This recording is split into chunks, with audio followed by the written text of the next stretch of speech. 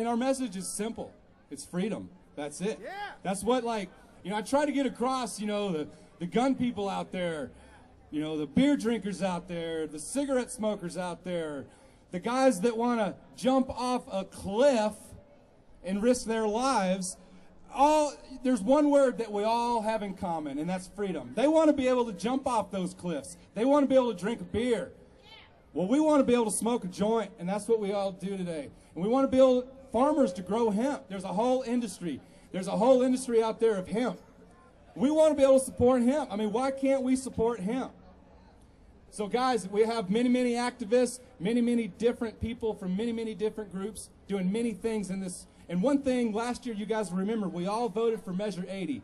Man, one of the great things about Measure 80 was it actually made the ballot. You know, a lot of times we don't make the ballot. Well, you know what? I'm comfortable in saying that a lot of people made that happen, but there was two really instrumental people that made that happen because they were out there getting the signatures. The signatures is why we got Measure 80 on, and that was Iko, and that was Jennifer Alexander, and we appreciate that. Jennifer, come up here and say a few words and tell this community about freedom and about what you're up to these days. Hey everybody, I wanted to tell you guys how excited I was to see last year, you know, us get it on the ballot. Washington and Colorado did it. They legalized. We are like inches away from freedom. Can you guys smell it? I smelled it when we were marching. I think that the biggest thing that a lot of people don't realize is how important it is that we talk to people about this. For years and years and years, people have hidden the closet. They've hidden in their houses, in their cars, hiding smoke in their joints, not telling anybody about it. And that's why we're still here with illegal marijuana. That's why we still have prohibition. The biggest thing that you all can do to change things, this march, this is great. This is publicity. But the biggest thing that you can do is to go home and talk to people about it. Tell your neighbors, tell your church, tell your school, tell your teachers, teach your kids, teach everybody. Tell them about the importance of the freedom that comes with prohibition. And the argument isn't whether or not pot's good.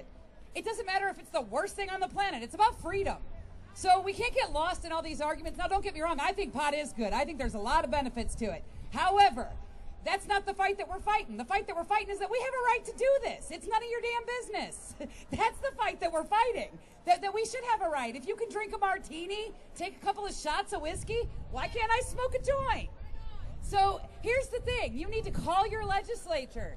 The greatest majority of people never talk to Congress. They never call their legislator. They never call their senator.